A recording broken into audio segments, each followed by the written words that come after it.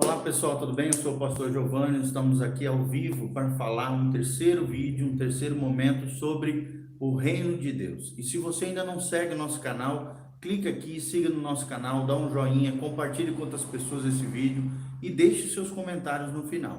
As nossas redes sociais também estão no link da biografia aqui desse vídeo, onde tem todas as nossas redes sociais e como você pode nos acessar, estar conosco nas demais mídias eletrônicas, tá bom? Nós só vamos lembrar rapidinho, nós já tratamos em vídeos anteriores sobre uma breve definição do que é o reino de Deus no Antigo Testamento. Nós vimos que o reino de Deus é um reino eterno, e dentro desse reino eterno de Deus, nós vimos o aspecto atemporal desse reino, nós vimos também o aspecto universal desse reino, nós vimos o aspecto providencial desse reino, vimos também o aspecto milagroso do reino de Deus, também falamos um pouquinho sobre a etimologia, né, o significado da palavra reino nos escritos originais, principalmente no Antigo Testamento, bem como no Novo Testamento, a palavra basileia, que significa reinado, reino, povo, domínio ou poder real, é o que nós falamos. E também falamos sobre o reino universal desafiado, ou seja, o reino contrário, o império das trevas, que é contrário ao reino de Deus. O reino universal desafiado, onde nós falamos dos 5 pecados, né, das 5 manifestações do pecado original de Satanás. E depois nós falamos um pouquinho mais sobre o reino teocrático, que foi o último assunto abordado nesses vídeos anteriores, tá bom? E agora nós vamos falar sobre o reino teocrático no Éden. Como é que no jardim do Éden, no início do Gênesis, o reino teocrático de Deus se estabeleceu naquele lugar? Então, quando nós pensamos no reino teocrático, no Éden especificamente, nós precisamos analisar, né, que foi estabelecido uma verdadeira teocracia na época da criação, sem dúvida nenhuma, quando Deus era reconhecido por Adão, por Eva, como o governador soberano, e a sua soberania, então, foi delegada aos homens, no caso aqui, os nossos primeiros pais, Adão e Eva, que deveriam governar sobre a terra, exercendo a autoridade mediada, ou seja, dada, delegada pelo próprio Deus.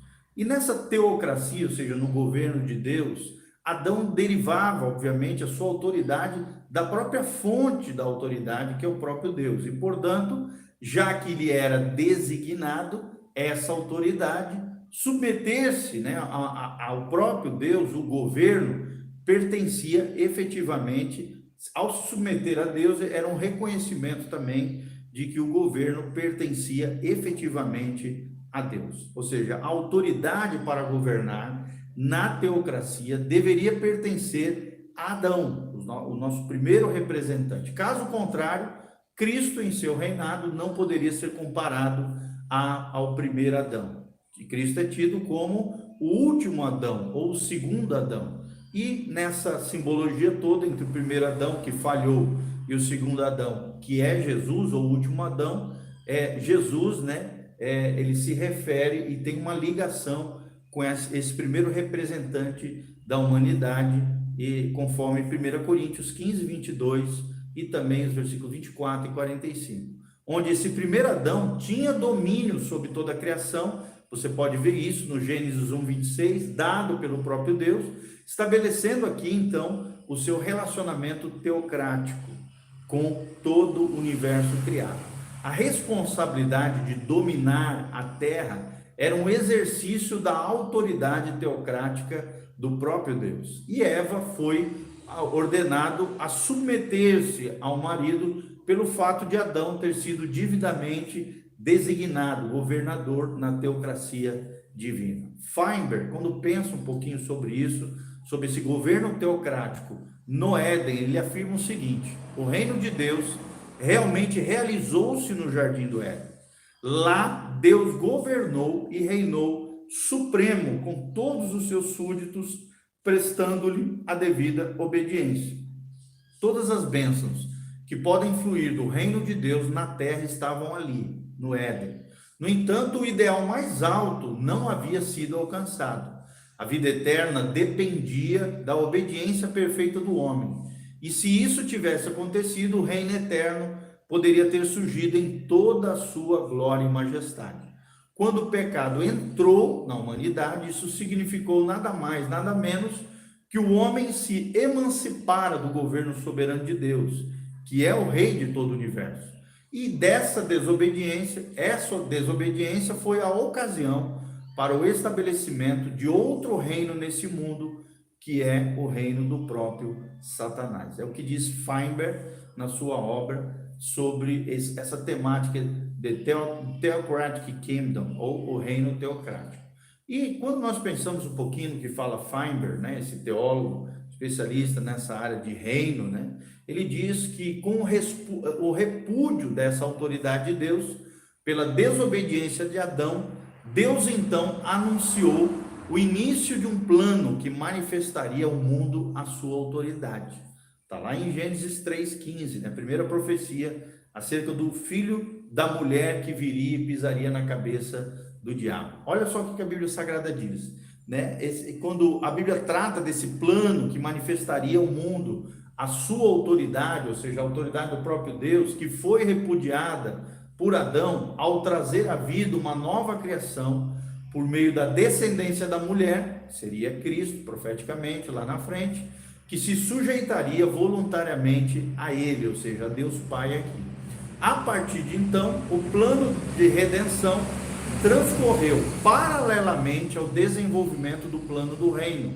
E esta é uma adição inevitável, mas não idêntica a ele. Ou seja, o método aqui de estabelecer a autoridade de Deus ocorre por meio da redenção, né, do próprio Cristo na cruz do Calvário, mas o restabelecimento daquela autoridade continua sendo o propósito primeiro de Deus com relação aos homens. Após a queda, obviamente, esse reino teocrático parece ser administrado pela linhagem piedosa nascida a partir de Eva. A afirmação de Gênesis 4:1 diz assim: adquiri um varão com o auxílio do Senhor, logo que nasce o primeiro descendente ali, um dos primeiros descendentes de Adão. Então pode ser mais bem traduzida como adquirir um varão, o Senhor, também pode ser traduzida dessa maneira dos escritos originais. E aqui pode abrigar o indício de que a teocracia deve ser administrada por essa linhagem do justo, ou seja, pelos santos, pelos fiéis, pelos adoradores do único Deus verdadeiro, o Deus da Bíblia. Após a morte de Abel, né, o seu lugar foi assumido por um outro descendente de Adão chamado Sete. Está lá em Gênesis 4:25, cujo nome significa escolhido. Olha aqui, outra ligação com Jesus de Nazaré. Então, talvez com a ideia da escolha na teocracia de Deus, pelo que a gente percebe aqui. O período histórico, então, termina com o dilúvio, né, por causa do pecado da raça humana, conforme descrito em Gênesis 6:6 e versículo 7 também, o qual constituía uma rejeição ao direito de Deus de governar sobre eles. Aí surge um segundo momento do reino teocrático, sob o governo humano. Após o dilúvio, Deus instituiu e surge aqui o governo humano. Está lá em Gênesis 9, de 1 a 7, o qual se tornou então o veículo por meio do qual o reino teocrático era administrado. O temor à pessoa na qual essa autoridade especificamente residia era inerente, né, na administração do plano do reino, conforme Gênesis 9:2. Paulo deixa claro lá em Romanos 13, de 1 a 4, que o governador é um ministro de Deus. E essa administração do plano do reino continua até a rejeição dessa forma de autoridade pelo estabelecimento do reino de Nimrod na cidade de Babel, né? Os primeiros patriarcas ali, os primeiros pais da humanidade, na qual uma nova autoridade então foi reconhecida e um novo sistema de adoração foi instituído, conforme relatado em Gênesis 10, de 8 a 10, e Gênesis 11, de 1 a 9, menciona esse fato que nós estamos falando aqui para vocês. Logo em seguida ao reino teocrático sobre o governo humano, veio o reino teocrático sobre o que a gente conhece como os patriarcas dentro da história da humanidade. Ou seja, com o chamado de Abraão, Deus selecionou um homem por intermédio do qual todos os outros seriam abençoados. Lembre-se de Gênesis 12: em ti serão benditas todas as famílias da terra. E Abraão é conhecido como o pai da fé.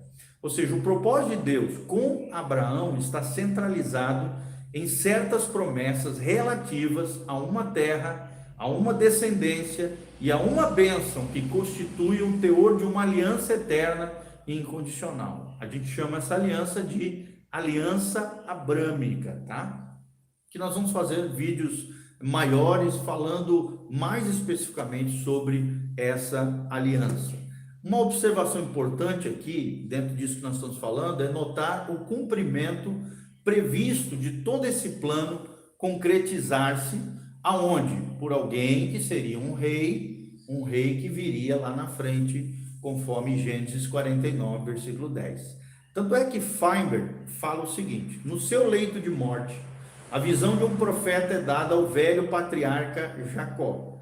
Ele prevê o destino dos seus filhos, a bênção sobre Judá, e a profecia relativa a eles são de interesse especial para o nosso estudo aqui escatológico.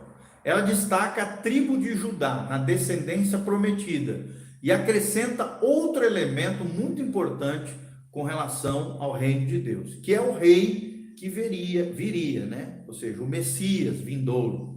Os 12 filhos do patriarca Jacó aqui ouvem que o cetro, o emblema da autoridade real, não sairá de Judá, porque saíram essas profecias da boca de Jacó.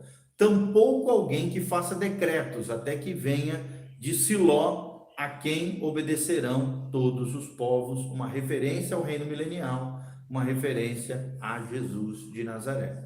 Muitos creem que Siló aqui se refere a Ezequiel 21, 27, em que o profeta exclama: ruína, ruína, as ruínas a reduzirei, e ela já não será, até que venha aquele a quem ela pertence de direito, a ele a darei.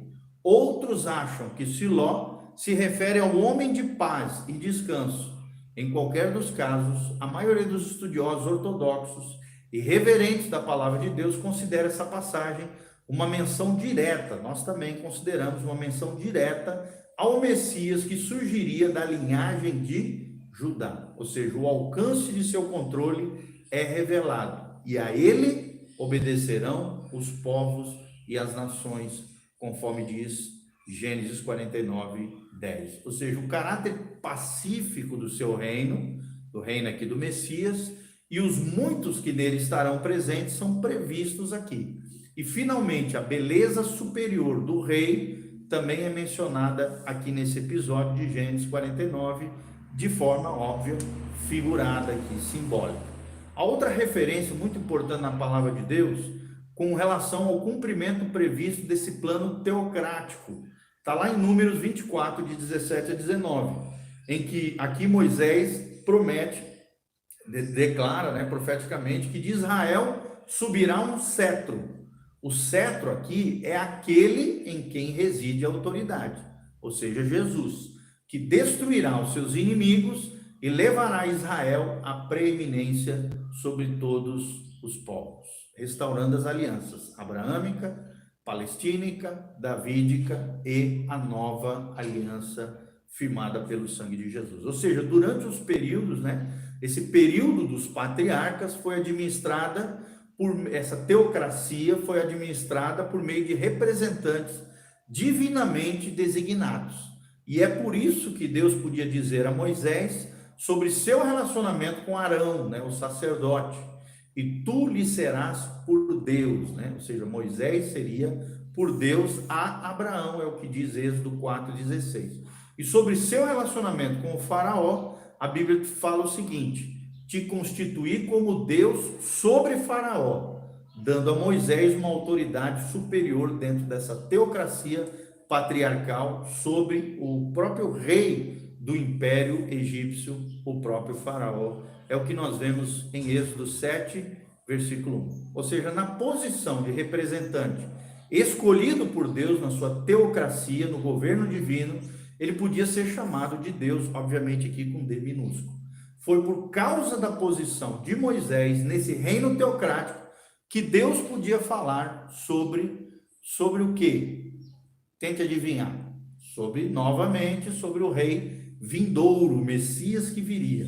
Quando Deuteronômio 18, de maneira profética, Moisés libera as seguintes palavras: suscitar-lhes-ei um profeta do meio de seus irmãos, ou seja, os judeus, semelhante a ti. Semelhante a quem? O Moisés. E nós sabemos biblicamente que o novo Moisés, o novo legislador de Israel, o Messias prometido a Israel, foi Jesus de Nazaré. Mas profeticamente ele aparece aqui, uma outra profecia messiânica, em Deuteronômio 18. E foi nessa posição, queridos, que Moisés conduziu Israel pelo deserto. Ou seja, a grandeza do pecado reiterado de murmuração cometido por Israel aparece então, pois, na murmuração contra Moisés. E eles estavam murmurando contra o representante escolhido de Deus para a administração teocrática na terra. As serpentes aqui venenosas, desse episódio de Números 21:5, trouxeram julgamento porque o povo fez o quê, queridos? Eles falaram contra Deus e contra o seu profeta Moisés. Somente a confissão de que eles haviam pecado, porque temos falado contra o Senhor e contra ti, lá em Números 21:7, providenciou certo alívio quanto ao juízo de Deus sobre o povo de Israel.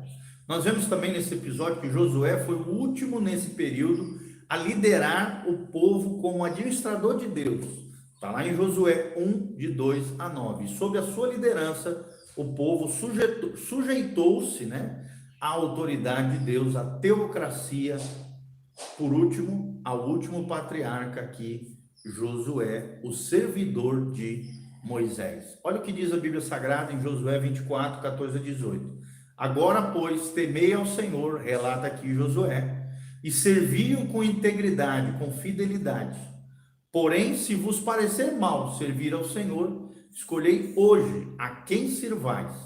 Então respondeu o povo e disse: longe de nós o abandonarmos o Senhor para servirmos outros deuses, porque o Senhor é o nosso Deus e Ele é quem nos fez subir, a nós e aos nossos pais da terra do Egito. Portanto, nós também serviremos ao Senhor, pois Ele é o nosso Deus, é o que diz Josué 24:14-18. Amém? Logo em seguida, fala sobre o reino teocrático, sobre os juízes. E quando nós falamos sobre o reino teocrático, sobre os juízes, nós estamos falando que quando Israel aceitou o senhorio de Jeová, Deus levou a administração do reino teocrático a uma nova fase. Antigamente eram os patriarcas, agora Deus traz uma nova administração, administração da qual nós chamamos por meio dos juízes. É o que nós vemos em Juízes 2:16, Juízes 2:18 e Atos 13:20 também faz uma menção sobre essa nova dispensação, essa nova teocracia, governo de Deus através dos juízes estabelecidos por ele. Juízes 8:22-23, a Bíblia Sagrada diz assim: então os homens de Israel disseram a Gideão: domina sobre nós, tanto tu como teu filho, o filho do teu filho, porque nos livrastes do poder dos midianitas. Porém Gideão lhes disse: não dominarei sobre vós, nem tampouco meu filho dominará sobre vós, o Senhor vos dominará. Ou seja, nós vemos aqui Gideão recusando o lugar de autoridade absoluta, porque tal autoridade pertencia a quem? Pertencia a Deus. E a experiência de Samuel com o Senhor é semelhante, lá em 1 Samuel 3:1-18. Revela que Deus administrava ativamente os interesses do povo de Israel, por meio então de uma agência humana. Quem eram esses agentes? Os juízes de Israel. A aceitação aqui de Samuel pelo próprio povo de Israel é descrita lá em 1 Samuel 3:19 até o capítulo 4:1, que foi o reconhecimento pelo povo de que Samuel era o representante teocrático divinamente escolhido dentro da teocracia de Deus sobre o seu povo Israel. Então nós vemos aqui que tal administração continuou até o fim da vida de Samuel, quando então a Bíblia menciona em 1 Samuel 8:4-5, que os anciãos diz assim a Bíblia Sagrada: todos de Israel se congregaram e vieram a Samuel, na cidade de Ramá, e lhe disseram o seguinte: vê, já estás velho e teus filhos não andam pelos teus caminhos. Constitui-nos, pois, agora um rei sobre nós, para que nos governe, como o tem todas as nações ao nosso derredor. É o que diz 1 Samuel 8, 4 e 5. Então aqui revela o declínio ainda maior, né, espiritual de Israel, que é observado nessa história final do período dos juízes. A Bíblia diz em Juízes 21, 25, que naqueles dias não havia rei em Israel. Cada um fazia o que achava mais reto diante dos seus olhos. Ou seja, essa condição de corrupção espiritual provocou no povo de Israel uma rejeição da forma da teocracia judicial através dos juízes, sob a qual Deus operava e estimulava a reivindicação de então um rei, como tinham todas as nações, era o que pediam o povo de Israel logo após o final da vida de Samuel. Então Deus revelou a Samuel que tal ação constituía uma rejeição ao próprio Deus, a sua teocracia judicial, né, através dos juízes, pois a Bíblia Sagrada diz em 1 Samuel 8,7: não te rejeitou a ti, Israel, mas a mim, para eu não reinar sobre eles. E Deus, então, com essa menção de 1 Samuel 8,7, passou a uma nova forma de administração do reino teocrático, a administração por meio dos reis que governaram sobre Israel. Ou seja, aí surge um novo tipo de reino teocrático, que é o reino teocrático sobre os reis de Israel. Essa forma monárquica aqui de governo foi o ideal de Deus para o reino teocrático naquela época específica. Tal rei fora prometido a Abraão lá em Gênesis 17, de 5 a 7, e a Jacó lá em Gênesis 35, 11. Ou seja, a autoridade do reino residia finalmente num rei que foi profetizado em Gênesis 49, em Números 24, 17. Quando Saul, então, foi elevado à posição real, essa indicação foi vista como uma escolha divina, pois Samuel disse o seguinte, ele disse assim: eis aí o rei que elegestes e que pedistes, e eis que o Senhor vos deu um rei. Está lá relatado em 1 Samuel 12, 13.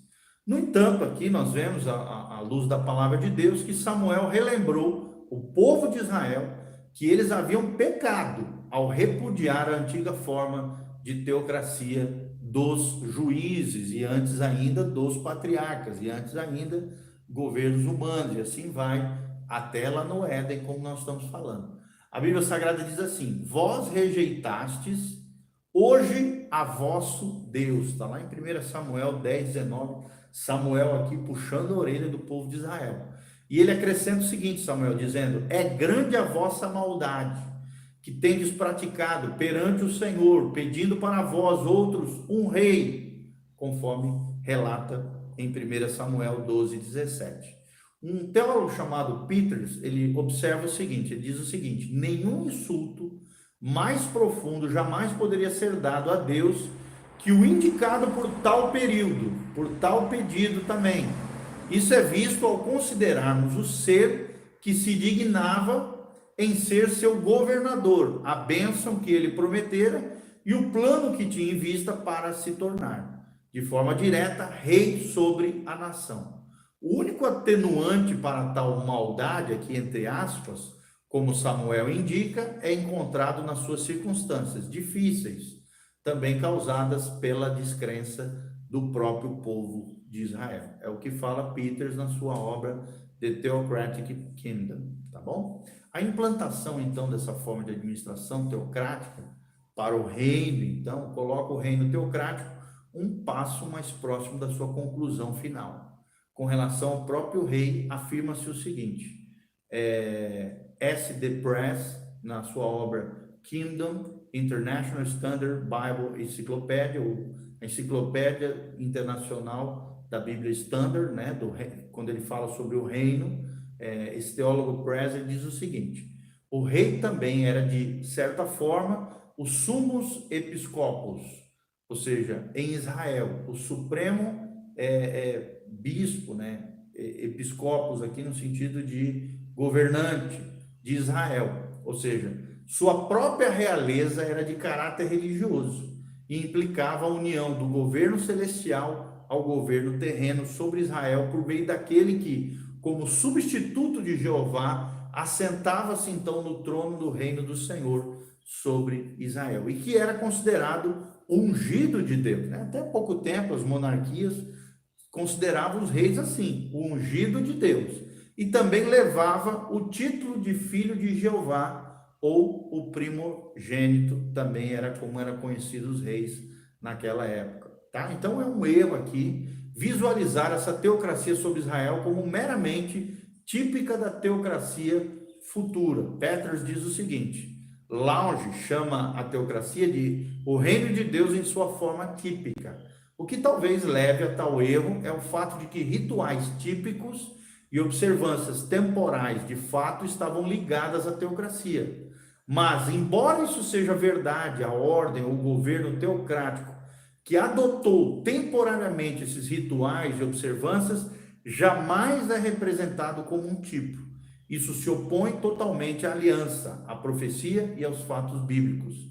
A teocracia não era mera sombra de qualquer outra coisa, mas era o próprio reino de Deus em sua forma inicial. Ou seja, um começo daquele reinado de Deus como rei terreno, que caso os judeus lhe tivessem prestado a devida atenção, né, e obediência exigida, teria sido estendido e expandido até que todas as nações fossem colocadas sob a sua influência e sob a sua sujeição. Então, pensando um pouquinho no que fala Peters aqui, que essa era uma parte contínua do plano do reino teocrático, é observado aqui no fato de que Deus exigia perfeitamente obediência por parte dos reis. Obediência a quem? A Deus, ao próprio Deus e às suas leis, seus mandamentos, que na antiguidade, no Antigo Testamento, era a lei e os profetas. Ou seja, de acordo com Peters aqui, ele diz o seguinte: de acordo com a afirmação de Samuel, Deus perdoa a nação contanto que ela ainda, e mesmo até o seu rei, o reconheça como supremo monarca contínuo, e que o rei escolhido faça valer as leis dadas por sua autoridade superior. Que autoridade é essa? A autoridade do próprio Deus. Ou seja, em toda essa transação, o governo teocrático de Deus é mantido intacto. O rei terreno estava sob certas restrições impostas e era ameaçado, no caso de desobediência, com o desprazer e a punição de quem ainda era reconhecido como cabeça civil da nação. Quem? O próprio Deus. Isso foi sentido e abertamente confessado pelo próprio Saul, né? Está lá em 1 Samuel 13:12 e 1 Samuel 28:15 fala sobre isso. Davi também menciona isso em 1 Samuel 6:20 e 1 Samuel 7:23 e 26. Salomão também destaca isso, reconhecendo essa autoridade suprema de Deus em 1 Reis 3:8-9, 1 Reis 6:12-14, e outros reis também reconhecem esse governo divino sobre os homens. Ou seja, no começo do reinado de Saul, foi anunciado que Deus o rejeitara pela sua desobediência, pela sua rebeldia, a palavra do profeta Samuel. Está lá em 1 Samuel 13, de 11 a 14. A autoridade, então, foi transferida ao rei Davi, ao pequenino Davi, o jovem Davi, que se transforma no rei de Israel, conforme nós lemos o relato em 1 Samuel 16, de 11 a 13. E o seu reinado esteve especialmente associado ao desenvolvimento desse reino teocrático. Isso se observa em duas áreas na vida de Davi. Primeiro, Deus identifica o seu reino com o reinado davídico. Peter descreve esse reino davídico dizendo o seguinte: Deus recebeu aquele trono e aquele reino e os adotou como seu próprio trono e seu próprio reino.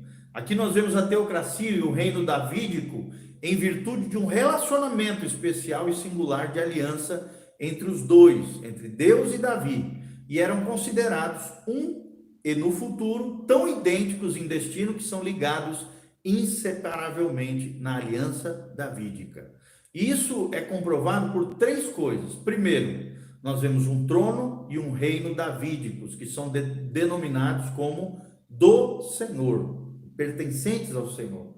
Nós vemos isso em 1 Crônicas 28:5, onde a Bíblia escreve que ele é o trono do reino do Senhor sobre Israel, a Bíblia descreve.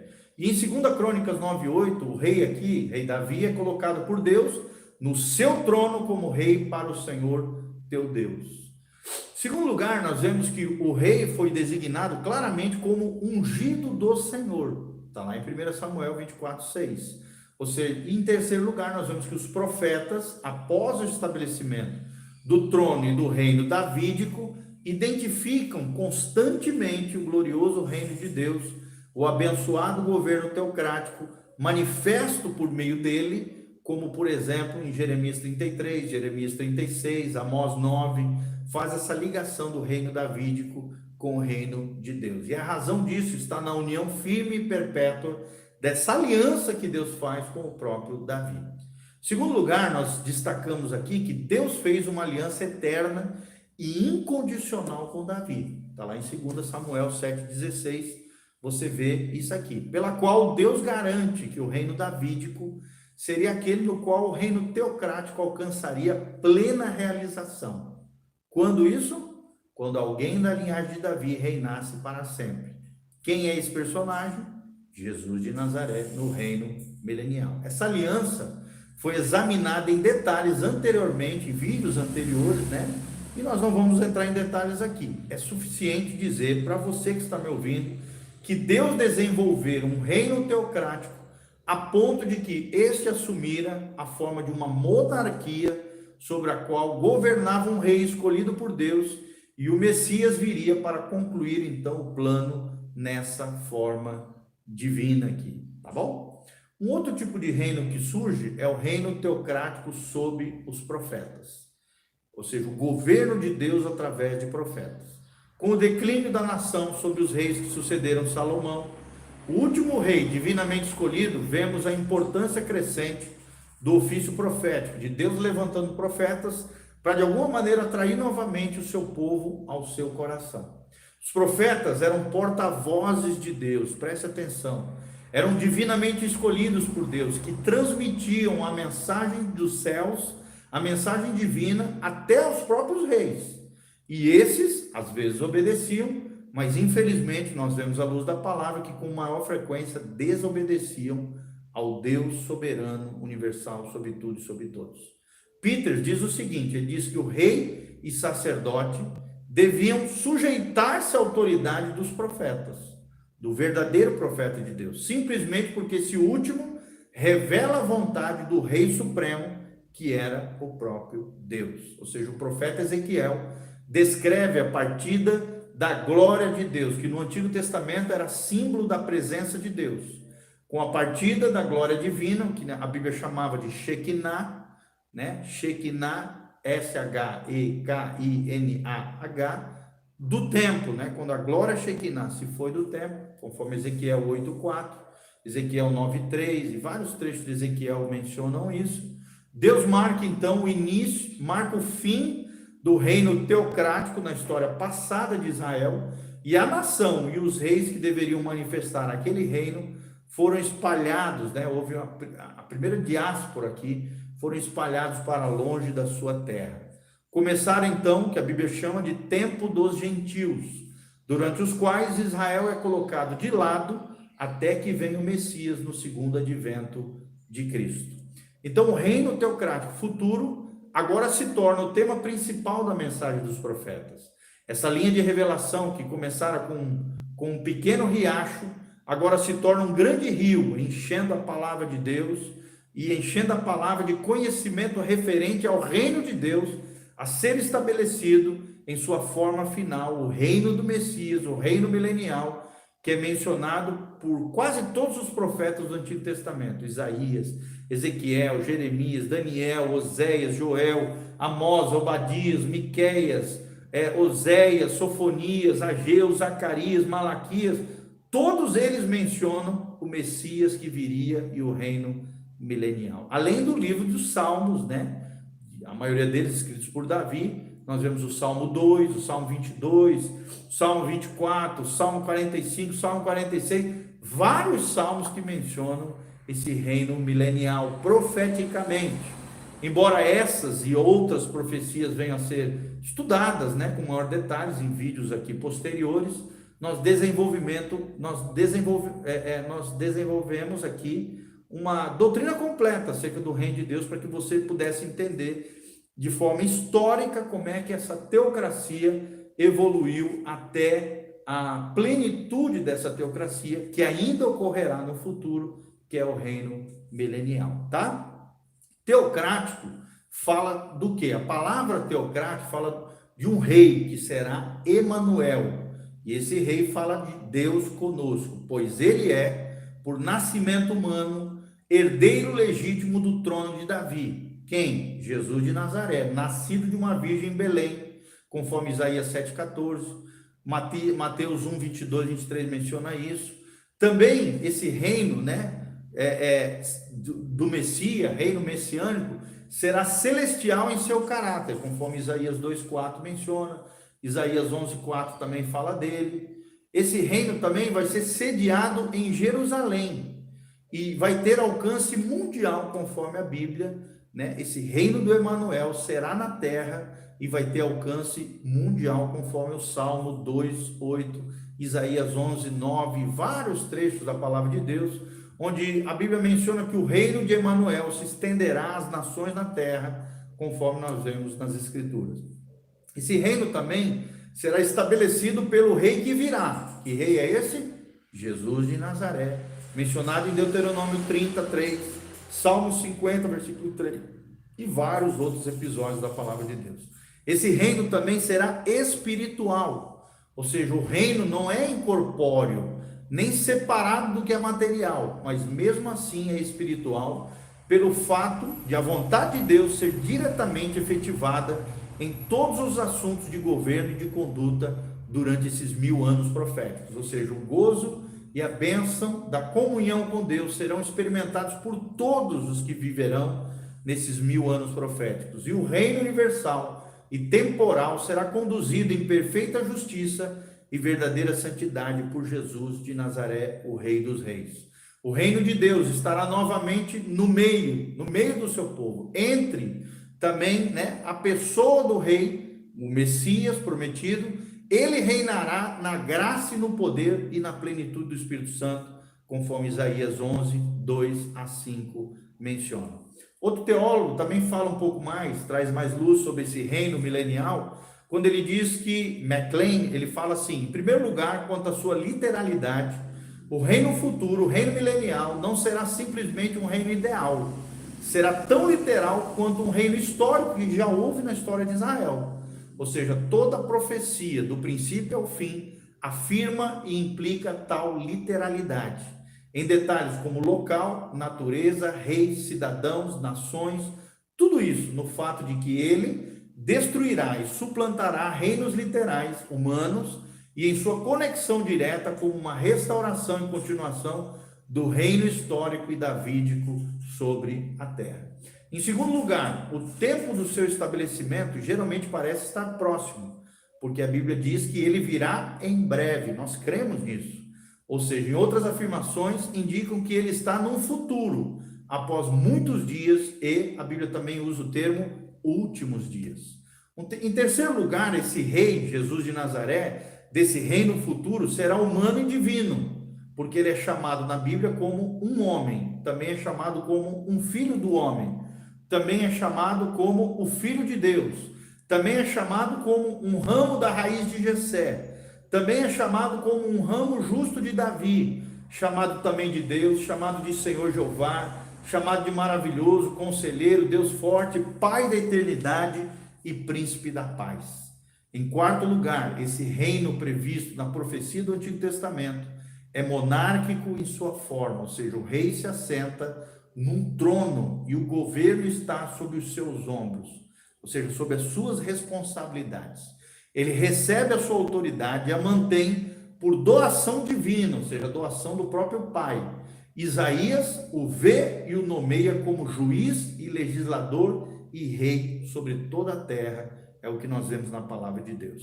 Em quinto lugar, amados, quanto à sua organização externa, os profetas retratam que esse reino terá o rei mediador como cabeça, ou seja, Jesus será o cabeça desse reino.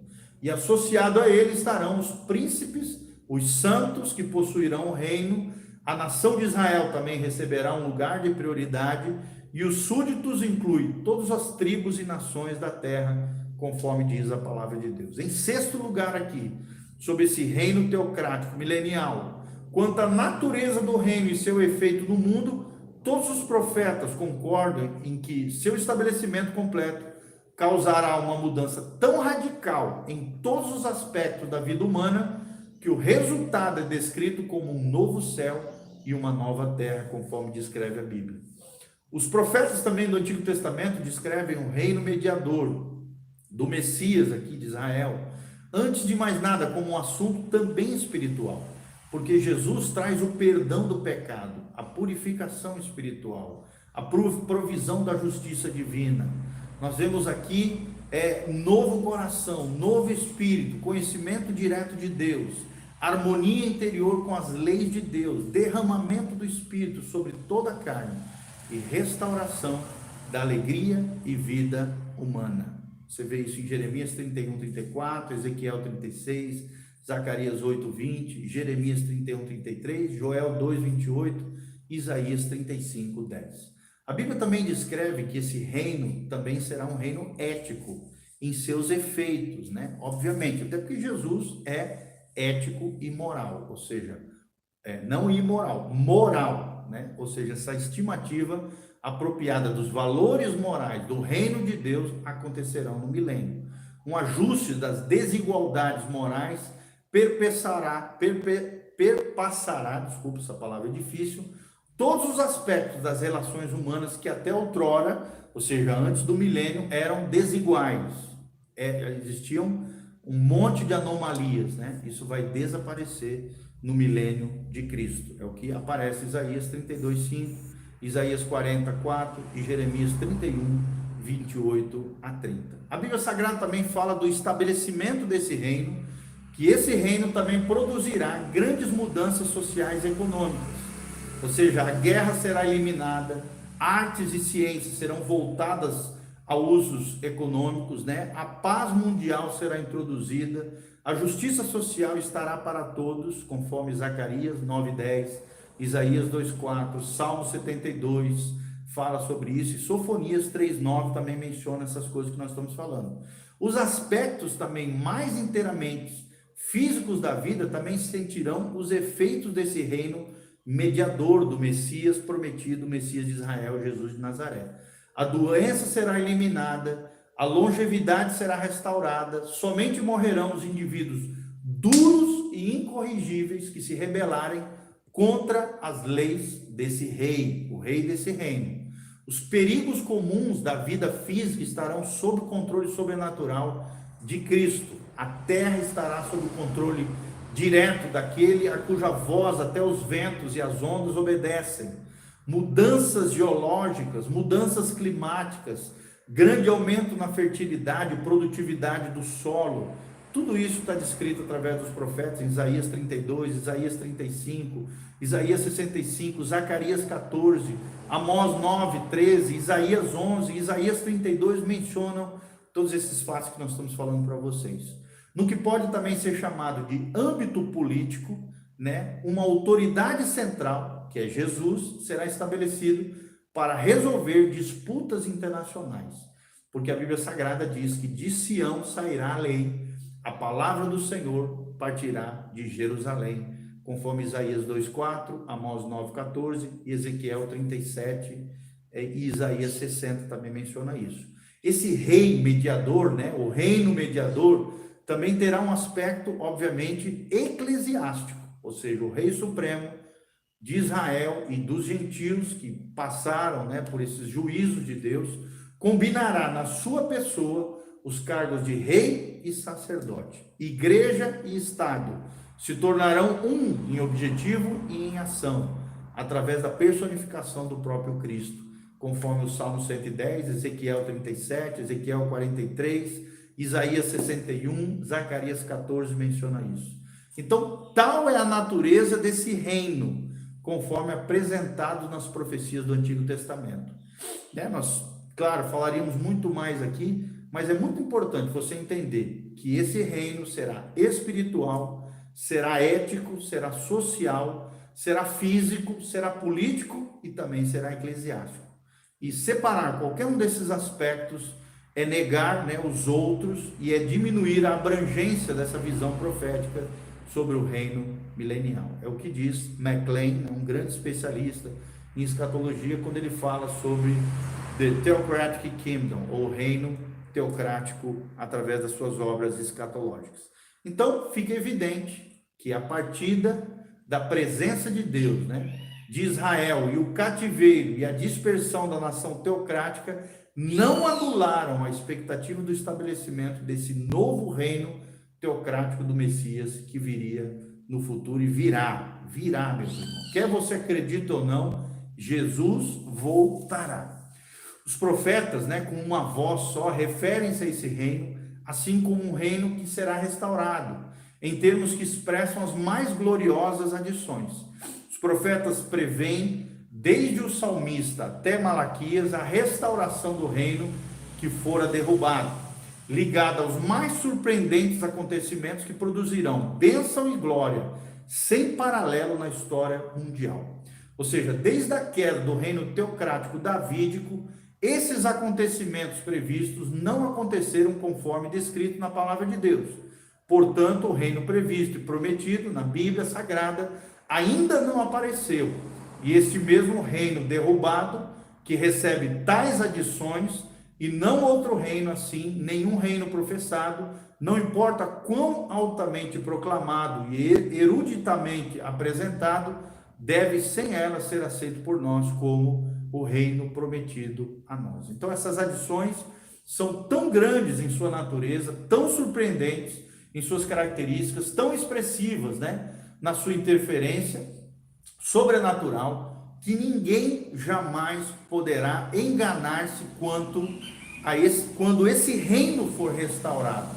E após a queda do reino davídico, os profetas preveem esse reino como futuro, tá? E nós cremos nesse reino extraordinário mencionado na palavra de Deus, ok? Então, no vídeo sequencial que nós estaremos tratando aqui, nós vamos falar sobre o plano do reino de Deus no Novo Testamento. Tudo que nós falamos agora, vocês viram que todas as citações que nós fizemos, pelo menos a grande maioria delas, se encontram no Antigo Testamento, ou seja, são referências no Antigo Testamento apontando para um rei que viria, um reino davídico, um reino futuro que ainda há de se concretizar sobre a terra, restaurando os 4 pactos ou 4 alianças eternas de Deus mediante o seu povo, que é a aliança abraâmica, aliança palestínica, aliança davídica e a nova aliança firmada pelo sangue de Jesus.